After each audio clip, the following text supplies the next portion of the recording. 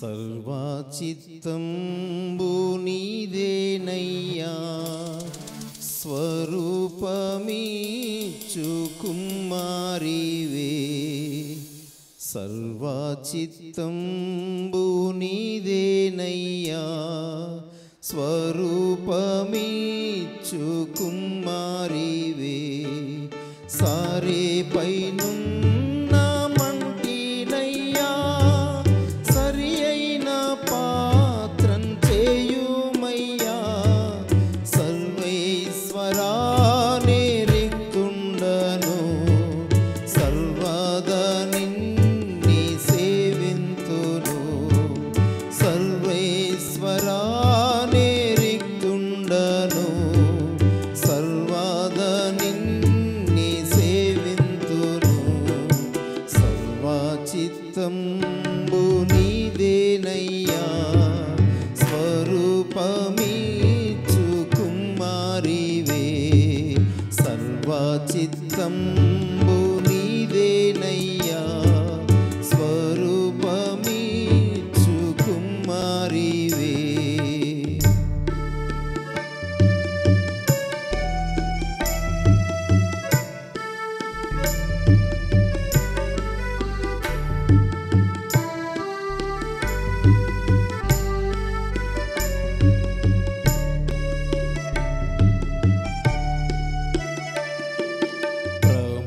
సిద్ధించు నీ చిత్తమే, ప్రార్థించుచుంటి నీ సన్నిధి. ప్రభు సిద్ధించు నీ చిత్తమే, ప్రార్థించుచుంటి నీ సన్నిధి. పరికింపు నన్ని దివసంబునా, పరిశుభ్రమైన హిమము కన్నా పరిశుద్ధును చేసి పాలింపుమా. పాపంబు పోవ నన్ను కడుగుమా, పరిశుద్ధును చేసి పాలింపుమా. పాపంబు పోవ నన్ను కడుగుమా. సర్వచిత్తంబు నీదేనయ్యా, స్వరూపమిచ్చు కుమారివే. సర్వచిత్తంబు నీవేనయ్యా, స్వరూపమిచ్చు కుమారివే.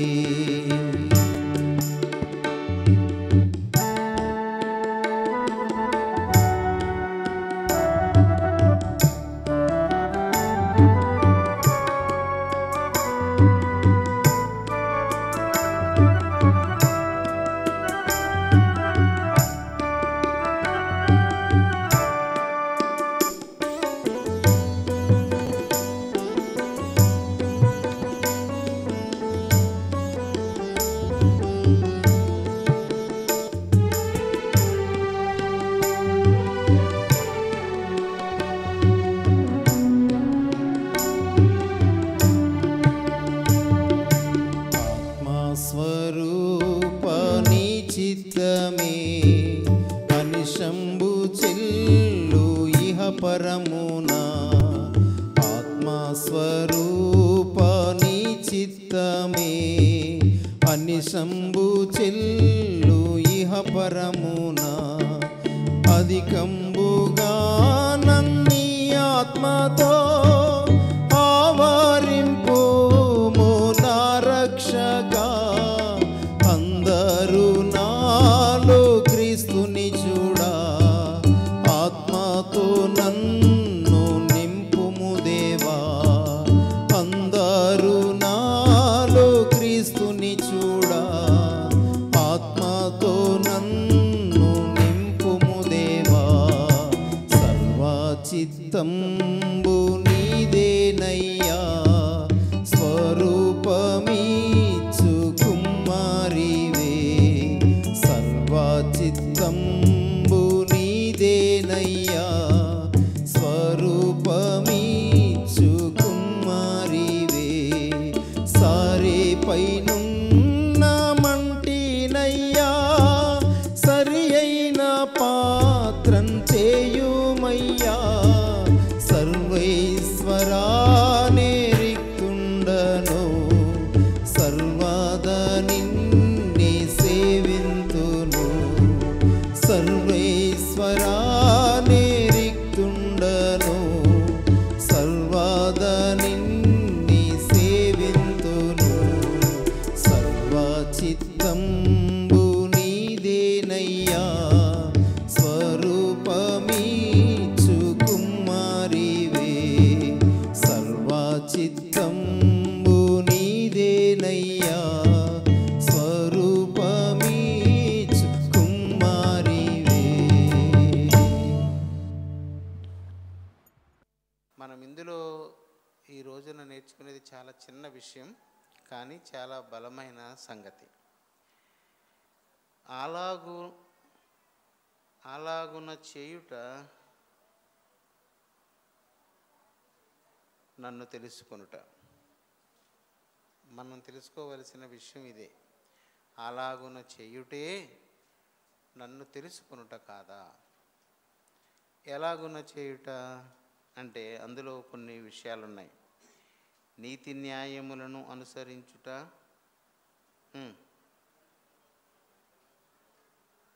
దీనులను దరిద్రులను వారికి న్యాయము తీర్చుట, ఇంకా 3 సంగతులు ఉంటాయి.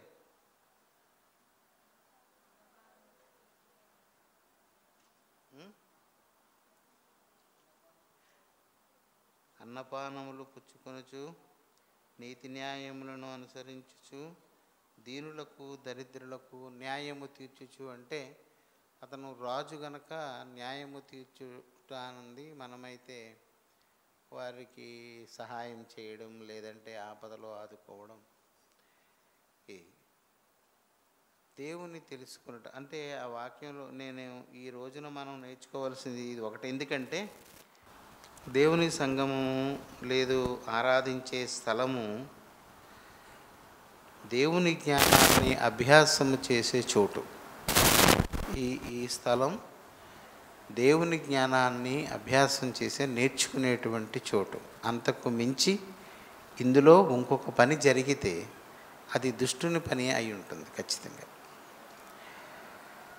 ఇంకా మనం సంఘాన్ని సంస్కరించుకోవాలి. ఇంక మనం చాలా వెనుకబడి ఉన్నాం. మనం అపోస్తలుల సంఘము యొక్క స్థాయిని అందుకోవాలి. అది చాలా ఎత్తులో ఉంది. ఇంకా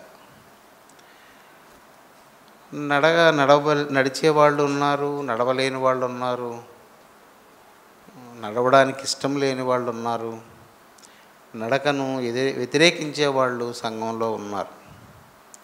అయితే వీళ్ళు ఇక్కడనే కాదు, ఎక్కడైనా ఏ సంఘంలోనన్నా ఉంటారు. కానీ దైవజ్ఞానాన్ని అభ్యాసం చేసే వాళ్లకు ఆటంకం కలిగించడం అది బహు నేరం అవుతుంది. ఎందుకంటే యేసు ప్రభు బ్రతికి ఉన్న భూమి మీద ఉన్న దినాలలో చెప్పిన మాట, ఈ చిన్నవారిలో ఒకరిని ఆటంకపరచువాడు. అంటే అది ఏదో పెద్ద పని అనుకోకండి. నిత్య జీవితంలో చాలామందిని మనకు తెలియకుండానే ఆ పనులు చేస్తుంటాం. తిన్ననైన దారిలో పోతున్న వాడిని మన అధిక జ్ఞానాన్ని వాళ్ళకి చెప్పడం చేత, లేకపోతే వేరొకరి మీద ద్వేషం పుట్టించడం చేత, ఇలా అయితే ఇలా కాదు ఇలాగ చెయ్యాలి అని చెప్పడం చేత వాళ్ళ కాళ్ళల్లో కాళ్ళు పెట్టిన వాళ్ళ మొత్తం. ఇది సాధారణంగా అనుకోకుండా మనకి జరిగిపోతూనే ఉంటుంది. ఇది పెద్ద విశేషంగా మీరేమీ భావించవలసిన పని లేదు. ఈ చిన్నవారిలో ఒకరిని అలాగూ ఆటంకపరిచిన ఎడల ఏమవుతుంది అంటే, వాడు మెడకి ఒక తిరుగట్రాయి కట్టుకొని లోతైన సముద్రంలో ఒకరి చేత త్రోసివేయబడితే అది వానికి మంచిది అని చెప్పాడు. అంటే ఇవన్నీ మనం నేర్చుకుంటేనే మన మనసులో నిలవ ఉంటాయి. ఇది ఇప్పుడు ఉపవాసం ఉండేవాళ్ళు ఉన్నారనుకోండి, ఇబ్బంది పడుతుంటారు కొంతమంది. ఇప్పుడు ఉండాలనే రూల్ ఏం లేదు, ఉన్నప్పుడే ఉంది. కానీ మాని అంటే వాళ్ళకి ఒక నిబ్బరం వస్తుంది. పర్వాలేదన్నమాట, మానేసినా పర్లేదన్నమాట, చాలామంది చేయరన్నమాట అని ఒక నిబ్బరం వస్తుంది. కానీ గుర్తుపెట్టుకోండి, ఉపవాసం ప్రారంభించిన ప్రతివాడు మొదటలో ఆ కష్టం పడవలసి ఉంటుంది. ఆ పోరాటం చేయాలి. ఎప్పుడైనా అలాగా కుస్తీ పడి లేచే అందులో స్థిరపడతారు. అసలు ప్రయత్నమే లేనప్పుడు ఇక ఎన్నడూ అందులో ప్రవేశించడం జరగదు. ఎలాంటి వాడైనా నేర్చుకునేటప్పుడు, నేను మీకు చెప్పానే, నేర్చుకునేటప్పుడు గురించి ఒక ఇంగ్లీష్ కవి ఒక పద్యం రాశాడు. ఆ పద్యంలో నది పుట్టిన దగ్గర నుంచి ప్రారంభమై అది వెళ్ళవలసిన త్రోవలో వెళుతున్నప్పుడు దారిలో చెట్లు, బండలు, కొండలు అన్నీ వస్తుంటాయి అడ్డంగా. వాటిని కొట్టుకుని దాని పగలగొట్టుకొని అది చెదిరిపోయి మళ్ళీ ఇంకో చోట కలుసుకొని అలాగలా మొత్తానికి సముద్రంలో కలిసే వరకు మొదటిసారి కలిసేటప్పుడు రాశాడనమాట పద్యాన్ని. దాని తల ఎన్నోసార్లు పగిలిపోతుంది. ఎంతో అభ్యాసం చేసి అది ఆఖరికి ఆ గమ్యాన్ని, ప్రతి మనిషి జీవితంలో ఒక కొత్తది ప్రారంభించేటప్పుడు ఆ బాధ ఉంటుంది. కనుక ఏ విషయంలోనూ దేవునిలో ముందుకు నడుస్తున్న వారిని మనం అడ్డు పెట్టకూడదు. రెండవది, కొంతమందికి శ్రమలు కలుగుతుంటాయి. కొంతమందికి అది దేవుడు అనుమతిస్తాడు. మరి అది మనకు తెలియనిది, మనకు అందని దానిని, మనం గ్రహించలేని దాని గురించి మనం మాట్లాడి మనం వెర్రివాళ్ళుగా దేవుని దగ్గర మారకూడదు. ఎందుకో కొంతమందికి శ్రమలు వస్తాయి. వాళ్ళ జీవితం క్లీన్గానే ఉంటుంది, అన్నీ బాగానే ఉంటాయి, కానీ కష్టాలు వస్తుంటాయి. అలాంటి వారి విషయంలో సంఘం చాలా ప్రార్థన చేయాలి. వాళ్ళు కష్టాల్లో ఉన్నవాళ్ళు మనకి చెప్పనక్కర్లేదు. మనకి తెలిసినప్పుడు ఎవరైనా ఒకరు శ్రమ పడుతుంటే ఆ శ్రమలో వాళ్ళు కృంగిపోకుండా ముందుకు నడవడం కోసం ప్రతివాడు తన ఆసక్తిని రేపుకొని ప్రార్థన చేయాలి. అలా చేయకపోతే సంఘంకి ఉండవలసినటువంటి ఆత్మ సంబంధమైన కట్టుబాటు, నియమం దెబ్బతింటుంది. ఎందుకు ఈ విషయాలు చెప్పవలసి వస్తుందంటే, పరలోక రాజ్యము సమీపిస్తున్న కొలది దేవుని ప్రజలు దేవుని జ్ఞానమును పూర్తిగా నేర్చుకొని తీరాలి. 1-2 చాప్టర్లు మిగిలిపోతే ఆ విషయంలో జ్ఞానము కుదువైన వాడై దేవుని రాజ్యాన్ని స్వతంత్రించుకోవడానికి శక్తిని కోల్పోతాడు. స్థాయిని నెమ్మదిగా ఓపికగా పెంచుకోవాలి. చికాకు పడకండి. నేను మిమ్మల్ని చెదరగొట్టడానికి కాదు, మీరందరూ దేవుని రాజ్యంలో కనబడాలి. ఏ ఒక్క మనిషి ఆత్మ కూడా నరకంలో శిక్ష అనుభవించకూడదు. అలాగే మీరు కూడా నా గురించి ప్రార్థన చేయాలి. నాకు ప్రార్థన చేసే ఓపిక నాకు కలగాలి. నేను చేయవలసిన రీతిగా చేయాలి. నేను లోపభూయిష్టమైన ప్రార్థన, విసిగిపోయే ప్రార్థన లాంటిది నేను చేయకూడదు. కనుక నన్ను గురించి కూడా మీరు ప్రార్థన చేస్తూ ఉండాలి. తుదకు మనందరం ఏకమనస్కులై ఉండాలి అని మాత్రం గుర్తుపెట్టుకోండి. ఇది బైబిల్లో చాలా చోట్ల మనకి చెప్పబడి ఉంది. విషయాలు ఎన్నైనా ఉండొచ్చు, విభేదాలు ఉండొచ్చు, తారతమ్యం ఉండొచ్చు, స్థాయి భేదం ఉండొచ్చు. బైబిల్లో రాసిన మాట, తుదకు మీరందరూ ఏకమనస్కులై ఉండుడి. ఆ ఏకమనస్కులు అనే పదం దగ్గర మనందరము కట్టబడి ఉన్నప్పుడే సంఘము దేవుని దృష్టిలో బలమైనదై ఉంటుంది. అప్పుడు దానిని దుష్టుడు ముట్టలేడు. మనం ఆ స్థితికి వర్ధిల్లాలి. అందుకని ఈ రోజున మనం చెప్పుకుంటున్న ఈ వాక్యం ఒకే ఒక మాట, అలాగును చేయుటే నన్ను తెలుసుకొనుట కాదా అని ఇర్మియా దేవుని మాటని పలికాడు. ఆ రాసిన తర్వాత కిందన ఒకటి ఉంది, ఇదే ఏమనుంది, యెహోవా వాక్కు, ఉన్నవాడు ఉండుననువాడు అయినవాడు చెప్పిన మాట. ఆ మాటను దేవుడు ఈ మాట చేత స్థిరపరిచాడని మనం తెలుసుకోవాలి. ఏం చెప్పాడు ఆయన? అలాగున అలాగున కాదు, అలాగునంటే అలాగునే, అక్కడ ఏమి చెప్పబడి ఉందో చెప్పబడినట్లుగానే అలాగున చేయుటే నన్ను తెలుసుకునుట కాదా అంటే అంతే. దేవుని తెలుసుకునేవాడు ఇలాగూ చేయాలి.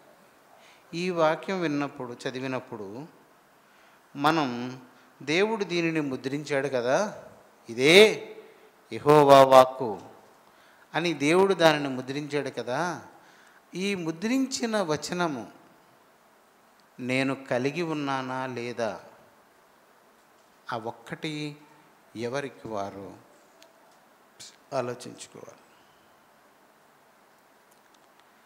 ఇదన్న ఈ మాటనే ఈరోజు మనం ఈ ప్రార్థనలో మనల్ని మనం పరిశీలన చేసుకోవాలి. అలాగున చేయగలుగుతున్నదా నా మనస్సు? ఏంటి అంటే అన్నపానములు పుచ్చుకొనుట, అది చాలా పెద్ద మాట. అన్నపానములు మాత్రమే పుచ్చుకొని ఈ భూమి మీద జీవితాన్ని ముగించుకోవాలి అనేది చాలా పెద్ద మాట. వాటితో సరిపెట్టుకునే మనసు చాలా కొద్ది మందిలోనే ఉంటుంది, చాలా కొద్ది మందిలో ఉంటుంది. అన్నపానములతో సరిపెట్టుకోవడమే జీవితం కాదు. సౌఖ్యంగా సుఖంగా అస్థాయిలు ఎవరికైనా మీరు ఈ మాటలు చెప్తున్నప్పుడు నన్ను మినహాయించకండి. నేను కూడా దీనికి బద్ధుడనే, నేను సరిచేసుకోవలసిన సంగతులు ఉన్నాయని నేను మీకు చాలాసార్లు చెప్పాను. దానికి లోబడమే. లోబడలేకపోతుంటే దేవుని దగ్గర ఇదిగో నా దగ్గర ఈ దోషం ఉన్నది అని నేను చెప్పుకోవాలి. దాని నుంచి నన్ను బయటపడేయమని నిన్ను విశ్వసించి నీ రాజ్యానికి అర్హత పొందిన పరిశుద్ధులతో సమానమైన పరిశుద్ధత నాకు కూడా కలుగు చేయమని, అప్పటి వరకు నా బ్రతుకుని కాపాడమని నేను రోజు దేవుని దగ్గర ఏడుస్తూనే ఉంటాను. బోధించేవాడు చాలా జాగ్రత్తగా ఉండాలి అని, బోధించేవాడు తప్పులు చేస్తే రెట్టింపు శిక్షకు పాత్రుడవుతాడని నాకు తెలుసు. నేను నేర్చుకున్నాను ఇందులో చదివి. కనుక దేవుని సంగమం ఎప్పుడైనా మనల్ని మనం పరీక్షించుకోవడం, దేవుని మాటకు సమాన స్థాయి కలిగిన మనస్సును సంపాదించుకోవడం ఈ స్థలంలో మనం నేర్చుకోవాలి. అదే ఇక్కడ చెప్పబడి ఉంది. అన్నపానములు పుచ్చుకొనుచు అనే మాటలో అధిక స్థాయి ఉండకూడదు అని, దానిని కూడా లేఖనంలో చెప్పబడిన మాటలో మొట్టమొదటి ఉంది. నీవు అతిశయపడి అనేది బ్రాకెట్లో పెట్టండి, ఆ ముక్కను ఆ బ్రాకెట్లో ఉంచండి. అక్కడ ఏమని చూడండి, దేవదారు పలకలను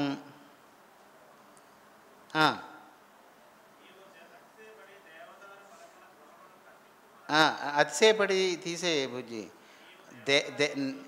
దేవదారు పలకల గృహమును కట్టించుకునుట చేత అని వారి తండ్రి గురించి చెప్పినప్పుడు ఏం చెప్పాడంటే, దేవదారు పలకలతో ఇల్లు కట్టించుకుంట చేత గీత పెట్టి వాళ్ళ నాన్నగారు ఏం చేశారంటే యోషియా అన్నపానములు పుచ్చుకునుట చేత అని రాసింది. అంటే ఇతను ఏం చేశాడు, ఆ యోషియా కొడుకు ఏం చేశాడు, ఎందుకు దేవుని చేత హెచ్చరింపబడుతున్నాడు, నీవు నన్ను తెలుసుకోలేదు, నన్ను తెలుసుకోవడం అంటే ఏంటో తెలుసా, మీ నాన్న నన్ను తెలుసుకున్నాడు, నీవు తెలుసు, ఇవన్నీ ఇందులో ఉంటాయి.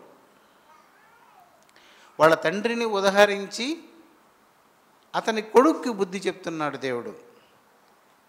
దేవుడు ఏం చెప్పాడంటే అతనికి, అలాగున చేయుటే నన్ను తెలుసుకునుట, అలాగునే చేయకపోతే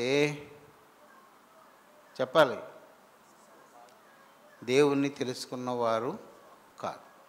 ఇది మన హృదయంలో ఒక అండర్లైన్డ్ సూత్రం అన్నమాట. ఇది మనము స్థిరపరచుకోవలసిన అంశం. అలాగున చేయకపోతే నేను ఆయనను తెలుసుకున్నవాడను కాదు. నేను ఆయనను ఎలాగూ తెలుసుకున్నవాడని అవుతాను అంటే ఎలాగూ చేయడం చేతనే. ఈ భావన, ఈ అభిప్రాయం మన దగ్గర ఉండాలి. దీనికి అనుగుణంగా ఇప్పుడు మన ప్రవర్తనని మనం సరిచేసుకోవాలి. అర్థమవుతుందా? అభిప్రాయాన్ని ఏర్పరచుకోవాలి స్థిరంగా. దానిలోనికి మన ఒడిదుడుకులను, మన లోపాలను, లేకపోతే అధిక నీతిని సరిచేసుకోవాలి. ఆ స్థాయికి సరిపోయినట్లుగా ఉండాలి. ఈ విషయం గురించి చాలా మనం చెప్పుకోవాలి. చాలా విషయాలు పరిశుద్ధ గ్రంథాలు ఉన్నాయి, కానీ అన్నీ ఒక రోజునంటే అది మనకు జీర్ణం కాదు. ఈ ఒక్కటే చెప్తున్నాను. మీ నాయన్న రాజే, అన్నపానములు పుచ్చుకొనుట చేత అతను బ్రతకలేదా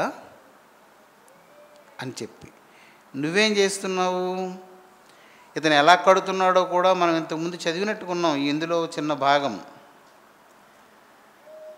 13వ వాక్యం నుంచి చూద్దామా ఒకసారి సందర్భం కోసం. నీతి తప్పి తన నగరును స్థాపించువానికి శ్రమ, న్యాయము తప్పి తన మేడగదులను కట్టించుకొనుచు, జీతమియ్యక తన పొరుగువాని చేత ఊరకయే కొలువు చేయించుకునువానికి శ్రమ.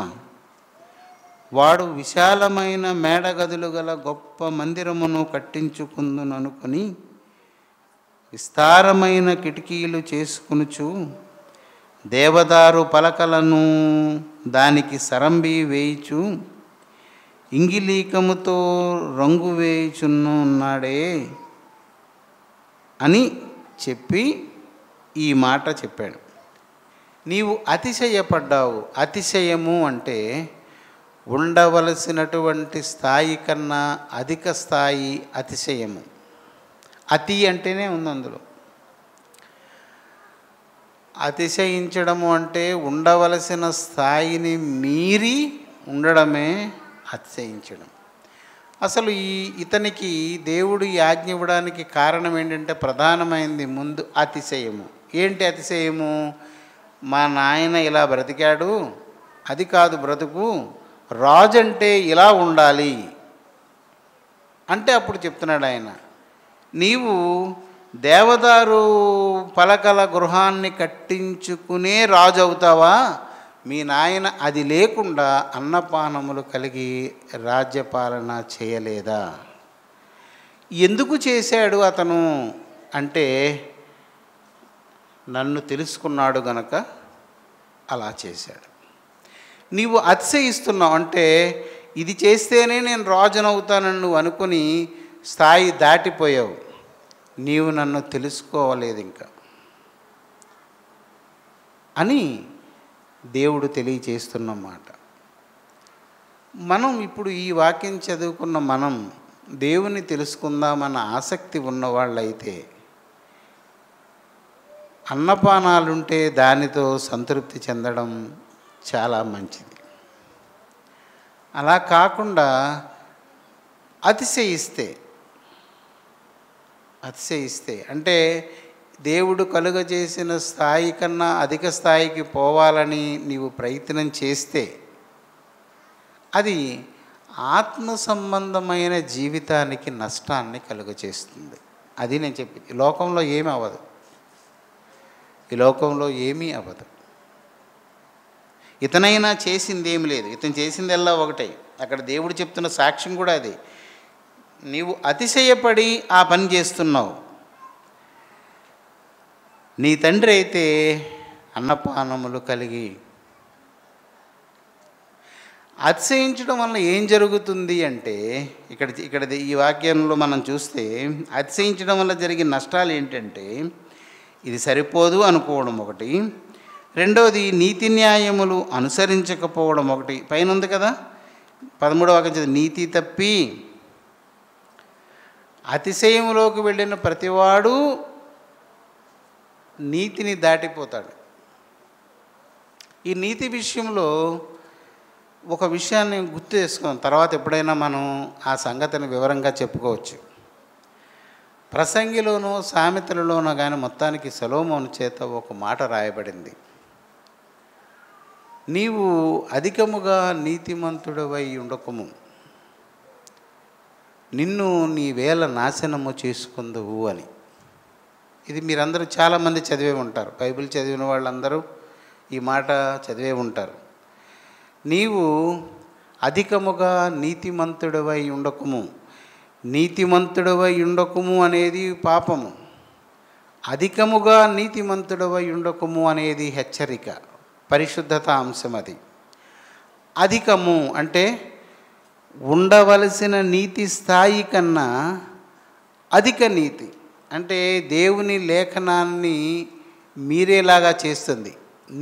నీతిమంతుడే, కానీ అతిశయిస్తే, తన నీతిని బట్టి తాను అతిశయిస్తే, దేవుడు ఏర్పరిచిన ప్రామాణికమైన నీతిని మీరిపోతాడు అతిశయించినవాడు. దానివల్ల ఏమవుతుందంటే వానిని వాడే నాశనము చేసుకుంటాడు అని లేఖనంలో చెప్పబడింది. ఎవరికి సంబంధం ఉండదు, అది ఎవరి ప్రమేయం ఉండదు. నేనే నీతి స్థాయిని దాటితే అధిక నీతిమంతుడిని అవుతాను.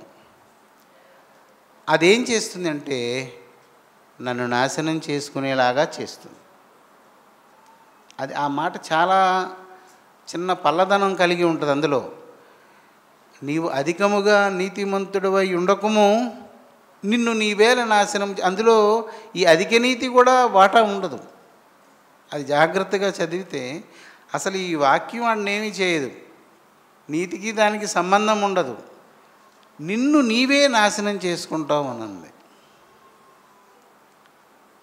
ఎప్పుడు అలాంటి విపరీత ఆలోచనలు మనకి రాకూడదు. మనకు తోచినది ఎవరికి సలహా ఇవ్వకూడదు. ఇచ్చేమంటే అది మనల్ని పాడు చేస్తుంది. ఏదైనా ఒకరికి దేవుని విషయంలో సలహా ఇవ్వదలిచినప్పుడు లేఖన సంబంధమైన జ్ఞానము ఎరిగే వారికి చెప్పాలి. అతిశయము ఎప్పుడు కూడా ఏం చేస్తుందంటే నీతిని తప్పిపోయేలాగా, న్యాయాన్ని తప్పిపోయేలాగా చేస్తుంది. ఈ విషయం ఒకటి మనసులో పెట్టుకోండి. అతిశయము అంటే ఉండవలసిన దానికన్నా అధికంగా ఉండడం, ఎక్కువ ఆనందించడం. ఈ లేఖనాన్ని మనం ఈ రాత్రి మన మనసులో రాసుకుందాం. ఉన్న స్థాయి నుండి ఉన్నత స్థాయిగా బ్రతకాలి ఈ భూమి మీద అని అనుకోవడం దేవుని ఎరుగకపోవడం. మనందరికీ వస్తుంది ఇలా కన్నా కొంచెం బెటర్ పొజిషన్కి వెళ్ళాలి అని. మారుతి 800 కొనుక్కున్న వాడికి ఇంకొక అది లేకముందు అదే పెద్ద పరమాన్నం. అది వచ్చిన తర్వాత అది చిన్నదిగా, పెద్ద పెద్ద కార్లు దాన్ని దాటుకొని పోతుంటే చిన్నతనంగా అని మనసులో ఒక ఆశ పుడుతుంది. మొన్నటి వరకు ఇదే గొప్పది అనుకున్నది ఇప్పుడు ఇది అల్పమవుతుంది. అంటే మన మనసు వేరొక స్థాయిని కోరుకుంటుంది. అలాంటప్పుడు ఈ మాట మన దగ్గర పనిచేయాలి. ఇది చాలు,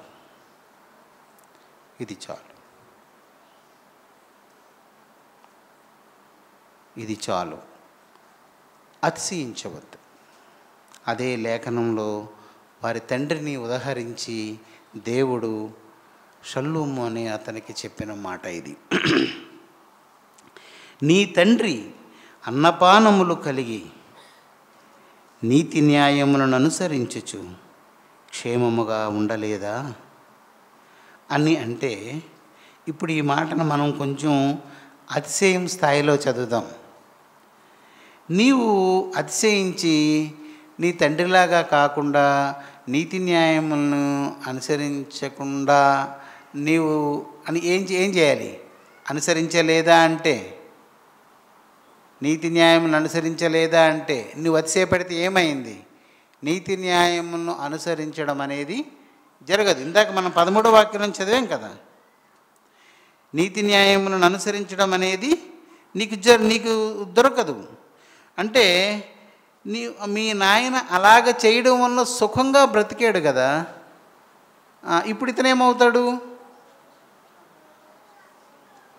ఇతని బ్రతుకు దుఃఖంగా ముగుస్తుంది. అతిశయము ఏం చేస్తుంది అంటే అతిశయించడం వలన వచ్చేది దుఃఖము అని తెలుసుకోండి. వాళ్ళ తండ్రి నడిచిన అన్నపానములు కలిగి నీతి న్యాయములను అనుసరించుచు బ్రతికాడు, సుఖంగా బ్రతికాడు. నీవిప్పుడు కష్టంగా బ్రతుకుతావు. ఇవన్నీ ఈ మాటలో ఇమర్చబడినటువంటి భావాలు. అలాగు చేయుటే నన్ను తెలుసుకొనుట అని దేవుడు చెప్పిన ఈ మాట. మరి ఒక్కొక్కరు ఒక్కొక్క స్థాయిలో ఉన్నాం మన సంఘంలో. ఒకరు 5 రూపాయలు, ఒకరు 10 రూపాయలు, ఒకరు 15, 20 రూపాయలు, ఎవరి స్థాయిలో వాళ్ళు ఉన్నాం. కానీ సమానంగా అందరిలాగా అందరికీ సమానంగా యేసు రక్తము వలన రక్షణ పరిశుద్ధత కలిగి ఉన్నాం. అందులో ఏమీ లేదు. పరలోకానికి సంబంధించినంత మట్టుకు మనందరము దేవుని చేత అంగీకరింపబడి ఉన్నాం. ఎవరు ఏ స్థాయిలో ఉన్నారో ఆ స్థాయిలోనే ఉంటే సుఖంగా మన బ్రతుకు అంతమవుతుంది. మన స్థాయి నుండి మనము అతిశయిస్తే ఈ రక్షణ, దేవుని పరిశుద్ధ రక్తం వలన కలిగిన విమోచన, ఇవేవి మనకు అనుకూలంగా అసలు దేవుని తెలుసుకున్నట కాదు, తెలుసుకోలేని వాడిగానే. అంటే ఇప్పుడు మనం ఏం చేయాలి? వాడు రాజు అయిన షల్లూముతో చెప్తున్న మాట ఇది. ఒక రాజు కొడుకుతో చెప్తున్న మాట, వారి తండ్రిని ఉదహరించి చెప్తున్న మాట. అంటే ఇతను ఈ రాజు వాళ్ళ నాన్న ఎలా బ్రతికాడు? యోషియా అన్నపానములు కలిగిన దానితో తృప్తి చెంది అతిశయించకుండా నీతి న్యాయాన్ని జరిగించి బీదలను కనికరించి కష్టాల్లో ఉన్నవారికి న్యాయం జరిగింపచేసి అతను సంతోషంగా వెళ్ళిపోయాడు.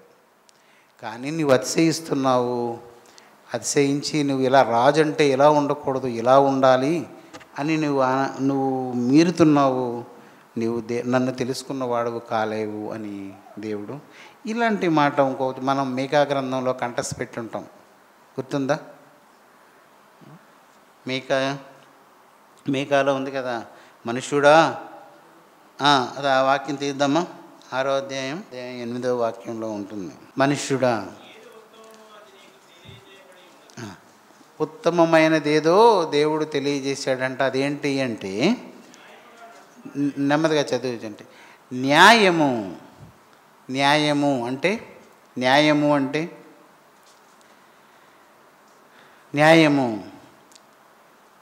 తీర్చబడిన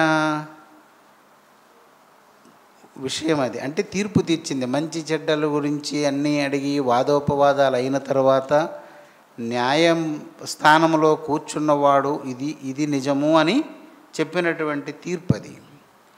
ఆ న్యాయమును అనుసరించినటువంటి దేవుని ఆజ్ఞ ఎలాగూ చెప్పబడి ఉందో అలాగూ నడుచుకోవడం.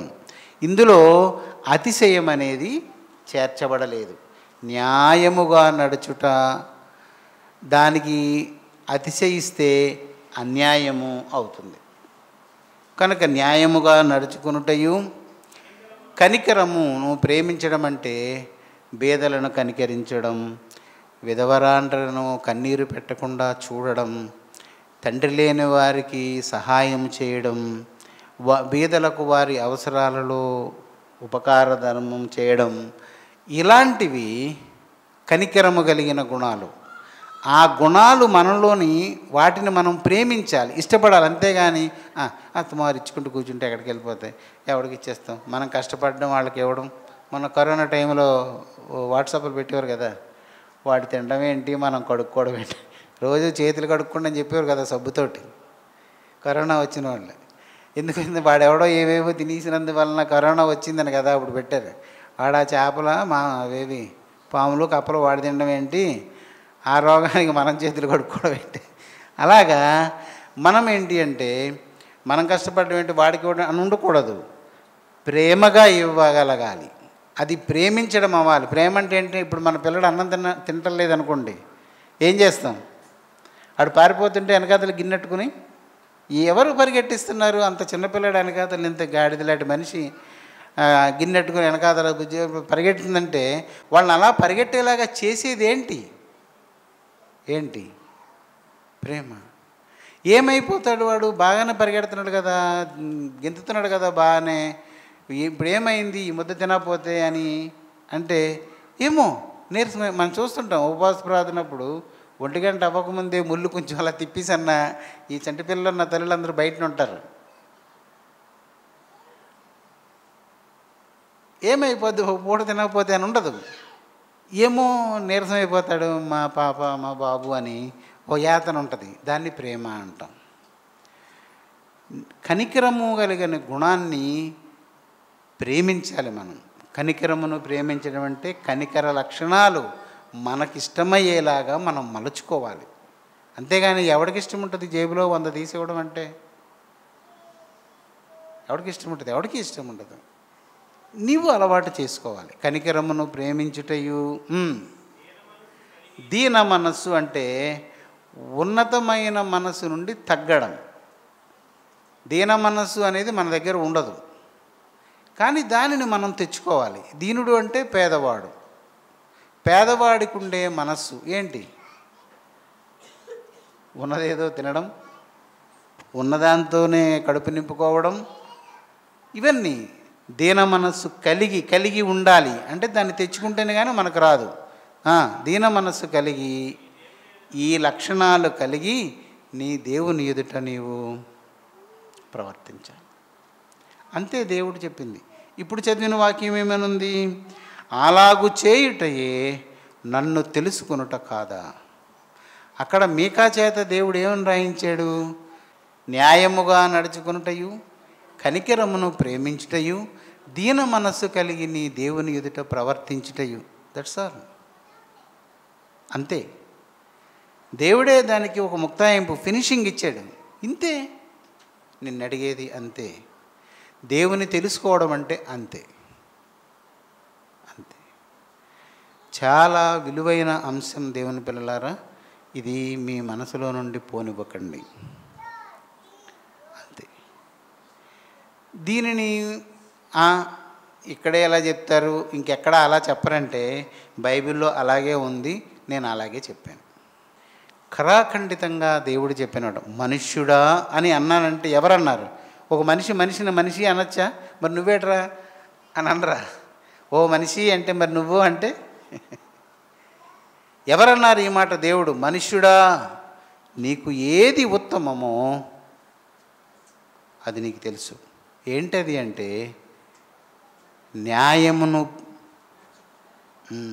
న్యాయమును మీరకూడదు, అతిశయించకూడదు, న్యాయముగా నడుచుకో, కనికరమును ప్రేమించు, దీన మనస్సు కలిగి ఉండు. ఈ 3 లక్షణాలతో నీవు దేవుని సేవించు. అంతే దేవుడికి కావలసిన ఆ 3 సంగతులు. ఇక్కడ కూడా ఆ 3 విషయాలే ఉన్నాయి. అన్నపానములు కలిగి నీతి న్యాయములను అనుసరించు. చాలు. ఇంతే. కావలసింది ఇంకేమి లేదు. దీనులకు దరిద్రులకు న్యాయం చేస్తే, సహాయం చేస్తే చాలు. దీనికి సంబంధించిన అంశాలు చాలా ఉన్నాయి, మనకు అక్కర్లేదు. దైవాసక్తి కలిగిన వారికి ఈ వాక్యము మనసులో నుండి పోదు. ఒకవేళ ఆసక్తి లేనప్పుడు ఇది ఎక్కడుందో మర్చిపోతాం. ఎవరమైనా మర్చిపోతాం. ఎవరైనా అవసరమైన వ్యక్తి మనకు కనబడితే చేద్దాము అనుకోవడం కనికరాన్ని ప్రేమించడం కాదు. ఎక్కడ ఉన్నారో అని వెదికి చేయడం కనికరము కలిగిన మనసు, దాన్ని ప్రేమించే మనసు. ఇందాల అనుకున్నామే, పిల్లడిపోయి ఎక్కడో గోడచాటును దాక్కున్నాడు అనుకో, ఆకలిస్తే వాడే వస్తాడులే పెడదాము అన్నామంటే అది వేరే విషయం. ఎక్కడున్నాడు, ఆకలిస్తుంది, 1 గంట అయిపోయింది, 2 అయిపోయింది అని వెదికి వాడికి చూడడం ప్రేమ. కనుక ధాతృత్వము అనేది ఒక లక్షణం, దానగుణం. ఆ గుణము కలిగిన వారు నేను దానం చేస్తున్నాను, ధర్మం చేస్తున్నాను అంటే అర్థం ఏంటంటే పరలోకంలో డబ్బు దాస్తున్నాను అన్న సంగతి తెలుసుకోండి ముందు. ఇప్పుడు నా జేబులో ఉన్న డబ్బులు బ్యాంకులోకి వెళ్ళాలంటే ఏం చేయాలి? బ్యాంకు అంటే వెళ్ళిపోతాయా? అక్కడికి వెళ్ళి వాడికి ఇచ్చేయాలి డబ్బులు. బ్యాంకులో డబ్బు దాచేవంటే జేబులో డబ్బులు లేవని అర్థం, అంతేనా? పరలోకంలో డబ్బు దాచేవాడు అంటే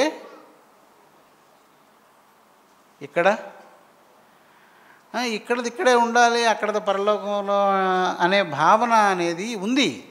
ఆ ఉపదేశాలు ఉన్నాయి. అందుకే అంటున్నాను, చిన్నది మారిస్తే చాలా అద్భుతంగా ఉంటుంది. కనుక ఈ చెప్తుంటారు ముసలోళ్ళు, మా సామెత ఉంటుంది, కుండలోనే ఉండాలి, కొడుకు గుమ్మడికాయలా ఉండాలంటే ఎలా అవుతుంది? ఈ కుండలోది ఖాళీ అయ్యి వాడు తింటే వాడు గుమ్మడికాయ అవుతాడు, కుండ ఖాళీ అవుతుంది. పరలోకంలో ధనం కూర్చుకోవాలి అంటే ఏం చేయాలి? ఇక్కడ నీవు అక్కడ డిపాజిట్ చేయాలి. డిపాజిట్ చేయాలంటే ఏం చేయాలి అంటే దీనులను, దరిద్రులను కనికరించాలి, వెతకాలి. వాళ్ళు ఎక్కడ ఉన్నారో నీకు అక్కడ వేసుకుందాం ఉందంటే బ్యాంక్ ఎక్కడుందో తెలియకుండా డబ్బులు ఎక్కడ డిపాజిట్ చేయగలం మనం? మన డబ్బులు డిపాజిట్ చేసేవాడు ఒకడు ఉంటాడు ఎక్కడో, మనకి తెలియదు. వెతికి మనము ఆ పని, కనికరము అనే గుణాన్ని ప్రేమించేవాడు ఈ పని చేస్తాడు. ఆ పని మనం చేయలేదంటే మనం కనికరాన్ని ప్రేమించలేకపోతున్నామని మన గూర్చి మనం తెలుసుకుంటే సరిపోతుంది. ఇది వేరొక వ్యక్తికి సంబంధించినటువంటి అంశం కాదు, వ్యక్తిగతం. ఇది వ్యక్తిగతం. ఇదే మాటను ఏమీ లేని కటిక దరిద్రుడు అంగీకరించాడు అనుకోండి, వాడి దగ్గరైనా కనికరం ఉంటే, బీద విధవరాలు యేసుప్రభువు దగ్గర 2 కాసులు, చాలామంది ఊదా వస్త్రాలు ధరించిన వాళ్ళు, యేసుప్రభువే స్వయంగా వాక్యం చెప్తున్నాడు, చనిపోయిన వారిని లేపినవాడు, పుట్టుగుడ్డు వారిని కన్నులు ఇచ్చినవాడు, ఏం చెప్తాడో విందామని చాలా ఘనాపాటి లాంటి వాళ్ళు వచ్చి అక్కడ కూర్చొని ఉన్నారు. వాళ్ళు చాలామంది ధనాన్ని తీసుకొచ్చి దేవుని కానుక దీంట్లో వేశారు. కానీ వడుగుతూ ఒక బీద విధవరాలు జీర్ణించిన వస్త్రంతో వచ్చి 2 కాసులు ఈ వేసినప్పుడు 2 కాసులని ఎలా తెలిసాయంటే, ఇప్పుడు మన చర్చిల్లో ఒక దుష్టమైన మనస్సు ఒకటి ఉంటుంది. కానుక ఇచ్చేటప్పుడు చెయ్యిలా మూసేసి 100 రూపాయలు కూడా 10 రూపాయలు చేసేస్తారు నొక్కేసి. భక్తి బాగా, ఆత్మ బాగా పనిచేస్తుంది. ఇలాగ చెయ్యి చర్చిల్లో పెడుతుంటారు, కొన్ని చర్చిల్లో అడుగుతారు అలాగా, అందులో చెయ్యి ముంచి వేస్తారనమాట. దేవునికి ఇచ్చేది ప్రత్యక్షంగానే ఉండాలి, కానీ పేదలకు ఇచ్చేది రహస్యంగా ఉండాలి. దేవుని లేఖనంలో ఉన్నది. నువ్వు ఎవరికైనా ధర్మం చేసేటప్పుడు ఈ కుడి చేయి చేసేది ఎడం చేయికి తెలియకుండా చేయి, అది ధర్మం. కానీ సంఘం ఏం చెప్తుందంటే, ధర్మం చేసినప్పుడు చెప్తారంట, మైకులోనే చెప్తారు, ఇదిగో ఈ సహోదరికి పలానా ఇంటి వారు జత బట్టలు ఇచ్చారు, చర్చిలోనే చెప్తారు. అది పాపం, అది పాపం. అలా చేయకూడదు. ప్రత్యక్షంగా కనిపించింది కనుకే ప్రభువుకి బీద విధవరాలు 2 కాసులు ఎంతో కొంత అనలేదు దేవుడు, ఖచ్చితంగా దాని డబ్బు యొక్క విలువ చెప్పాడు ఆయన. 2 కాసులు వేసింది, మీకు కలిగిన దాంట్లో కొంత ఇచ్చారు, ఈమెకు కలిగింది అంతా ఇచ్చింది. దేవుని పిల్లలారా, ఈ సంగతిని గుర్తించండి. చదవండి ఈ 15 2వ భాగం నుండి 16వ వాక్యం చదవండి. 15 2వ భాగం అంటే ఎక్కడి నుంచి? నీ తండ్రి అన్నపానములు కలిగి నీతి న్యాయములను అనుసరించుచు క్షేమముగా ఉండలేదా అంటే ఉన్నాడు అని యోషియా అంటాడు. మరి నీవు ఇలా చేస్తే నువ్వు క్షేమంగా ఉంటావా అనే ప్రశ్న దానితో పాటుగా వస్తుంది. అతడు అంటే నీ తండ్రి దీనులకును దరిద్రులకును న్యాయము తీర్చుచు సుఖముగా బ్రతికాడు. నీవు అలాగ న్యాయం తీర్చకపోతే వారికి న్యాయము చేయకపోతే దీనులకి దరిద్రులకి నువ్వు సుఖంగా బ్రతకవు. నీ తండ్రి ఎలాగూ చేశాడో నీవు అలాగూ చేయడమే నన్ను తెలుసుకోవడం. హల్లెలూయా చెప్పండి. అలాగూ చేయండి, దేవుని తెలుసుకోండి. అలాంటి కృప దేవుడు మనకు అనుగ్రహించును గాక. ఆమేన్. ప్రార్థన చేసుకుందాం. పరిశుద్ధుడైన మా ప్రభువా, మా విమోచకుడా, నీకు స్తోత్రములు నాయన. నిన్ను తెలుసుకొనుట మాకు ఏది ఉత్తమమో ఈ దినాన మా చేత చదివింపచేసావు ప్రభు. నీ పరిశుద్ధ నామము స్తుతింపబడునుగాక. మేమందరము ఈ మాటను చదివాము, విన్నాము. దీనిని మా యందు స్థిరపరచు. బ్రతుకు దినములన్నిటను దీనిని మేము కలిగి ఉండి నిన్ను ఎరిగిన వారమై ఈ భూమి మీద నుండి నీ రాజ్యమునకు చేరునట్లు మమ్మలను స్థిరపరచు. నీ కృపచేత మమ్మల్ని బలపరచు. నీ జ్ఞానమును మాకు బోధించి మమ్మలను పరిశుద్ధత యందు పరిపూర్ణులను చేయమని వేడుకొంచున్నాం నాయన. సర్వశక్తిమంతుడా, మా ఆత్మలను శరీర ప్రాణములను నీకు అప్పగించుకొని ఉన్నాము, మరలా అప్పగించుకొనిచున్నాము. అంగీకరించు నాయన. విరిగి నలిగిన మనస్సును మాకిచ్చి మమ్మల్ని దీవించు. నిన్ను సేవించుచు మరణమును జయించే బలమును సంపాదించుకున్నట్టు మాకు దయచేయమని యేసు నామమున అడుగుచున్నాం తండ్రి. ఆమేన్.